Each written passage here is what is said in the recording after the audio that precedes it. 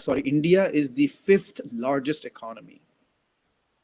India is the fifth largest economy.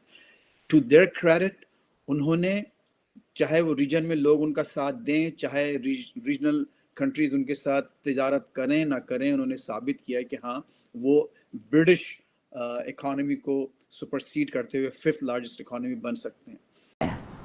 आपको पता है कि क्या हो रहा है? $4 बिलियन के चीजें खड़े हुए हैं, उनको क्लियरेंस नहीं आ रहे हैं, एलसीज नहीं खुल रहे हैं, हवाला का रेट 30 रुपया बढ़ा हो गया। स्ट्रेट गाय, इंडिया की तरफ कोई हार्ड लाइन नहीं होगी। He will wait for the government to take any initiatives. जो इनिशिएटिव गवर्नमेंट लेगी, he'll support it. अलबत्ता अगर इमरान खान कोई प्रो इंडिया इनिशिएटिव को डिरेल ना करें, तो ये गवर्नमेंट शायद might have the courage कि जी जो कुछ करते हैं, थोड़ा बहुत ट्रेड खोलते हैं। पॉसिबल सिर्फ इसी वजह इस चीज के अंदर ये पिन्हा है कि ये एक दूसरे के साथ रिलेशनशिप ठीक करें। देखिए, मैं हमेशा कहता हूं ये बिल्कुल ठीक है, भारत तरक्की कर रहा है, लेकिन क्या वो चाहेंगे कि उनके पास अड़ोस पड़ोस में फिर दोबारा आग शुरू हो जाए, फिर ये इस तरह के फिर उनके भी सोर्सेज बर्न होंगे इन चीजों में और उनकी तरक्की भी रुकेगी। तो एक तो वो एलिमेंट। नमस्कार दोस्तों, भारत की आवाज़ में आपका स्वागत है। दोस्तों, पाकिस्तान के हालात बद से बदतर होते जा रहे हैं और उन्हें अपने मुल्क के हालात सुधारने के लिए भारत से ट्रेड करना बहुत ज़रूरी है, ताकि अपने मुल्क में बढ़ती हुई कमोडिटीज़ के रेट्स को संभाल सके। तो आइए दोस्तों, आज का हमारा वीडियो इसी पे है, देखते हैं। Sorry, India is the fifth largest economy. India is the fifth largest economy. To their credit, उन्होंने चाहे वो रीजन में लोग उनका साथ दें, चाहे रीजनल कंट्रीज उनके साथ तिजारत करें ना करें, उन्होंने साबित किया है कि हाँ वो ब्रिटिश इकोनॉमी को सुपरसीड करते हुए फिफ्थ लार्जेस्ट इकोनॉमी बन सकते हैं। आज पाकिस्तान का और दूसरे जो रीजन के जो ममालिक हैं, उनका इकोनॉमिक इंटरेस्ट इसमें है कि वो इस इकोनॉमिक पावर का जो रीजन में जो जब एक लहर जैसे एब जब होता है मामला, तो सब उसके साथ ऊंचा बढ़ सकते हैं।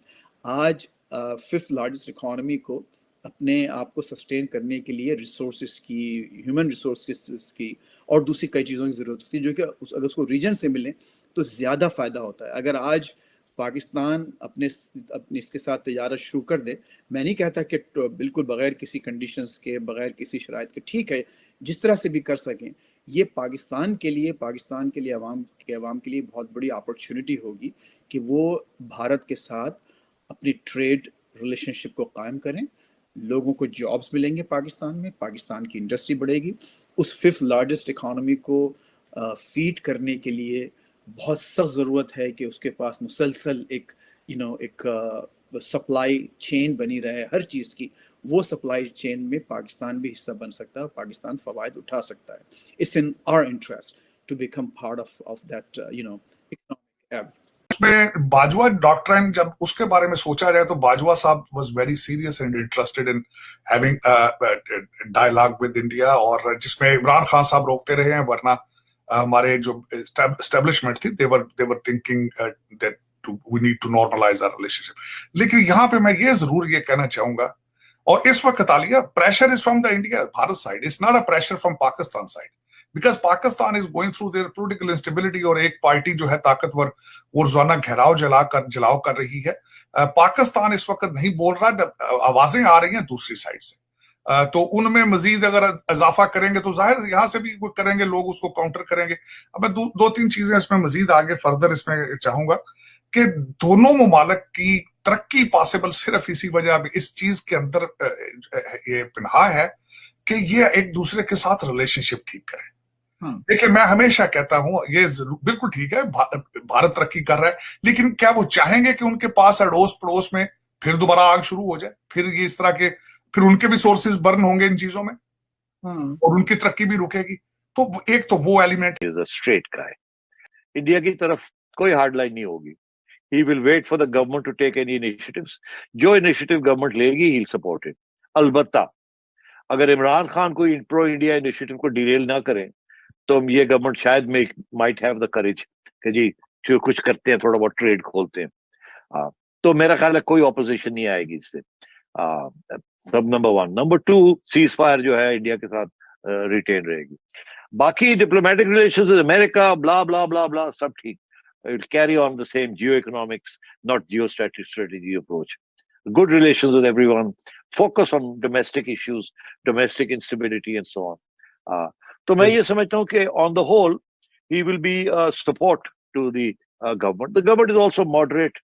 कोई extremist तो है नहीं वहाँ, कोई anarchist तो है नहीं वहाँ.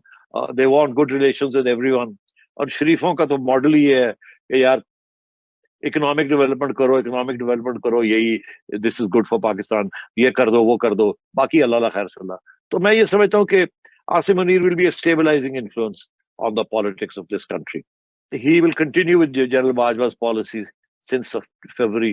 पुल बैक करेंगे और let things be, focus on internal army issues, especially terrorism. जो टेररिज्म हो रही है ना, this is a terrible thing. Taking a बहुत बड़ा इसके टोल हो रहा है. I think he focus on that, he focus on other issues. तो यूं है कि पाकिस्तान के अवाम का अब अपनी फौज के ऊपर एतमाद बड़ा कम हो गया है.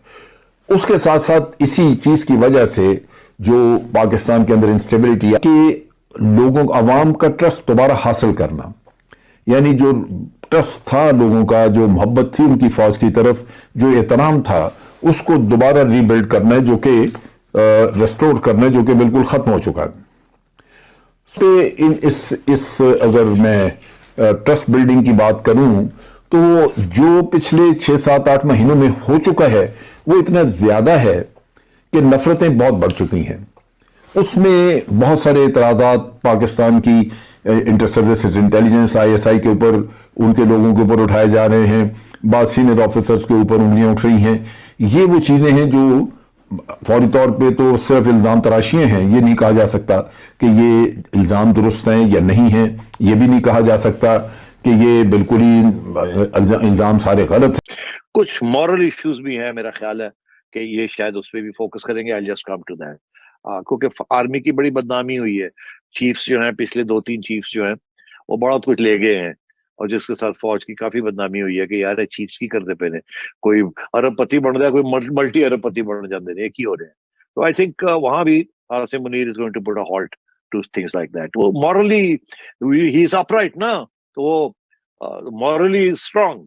तो मेरा ख्याल है कि you will see that also, कि ये जो बदनामी हुई है जिस वजह से, वो सब चीजें रुकेंगी. अब आर्मी वेलफेयर जरूर होगा, वेटरन्स का वेलफेयर एंड शहीदों का and so on and so fourth, शोधा का. बट ये जो है ना, ये प्लॉट कल्चर, फलाना ढिंगड़ा, मेरा ख्याल है थोड़ा सा तो वहाँ गिवन हिज मॉरल अपराइटनेस, वहाँ कुछ हॉट तो होगा कि फौज की बड़ी बदनामी हो रही है.